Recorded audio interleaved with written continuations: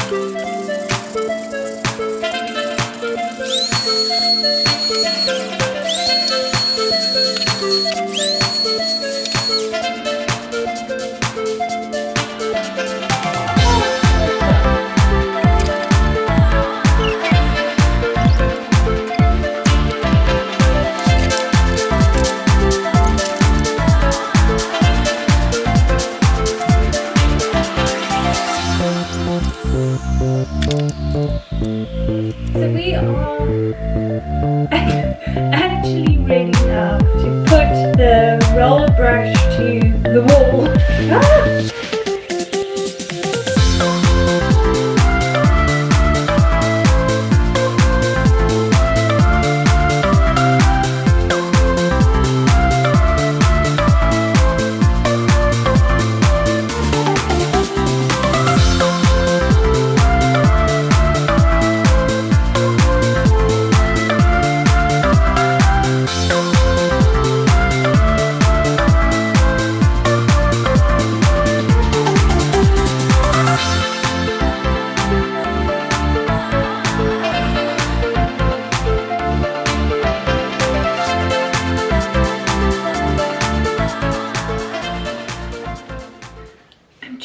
Trying to figure out the size of the tiles that I want to mark out.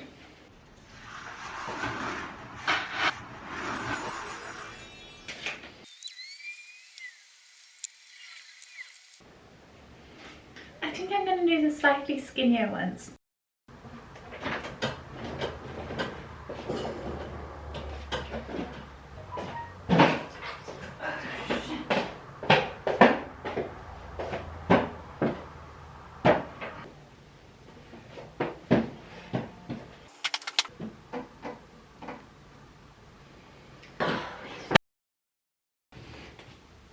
This taping is turning into quite the project because it has to all line up straight. I'm using the double-sided 6mm tapes. Also had a bit of a delay because the weather changed from lovely warm and dry to wet and rainy and cold, which according to the internet is not very good for any type of painting, especially enamel painting. Okay, let me grab my level and get going here.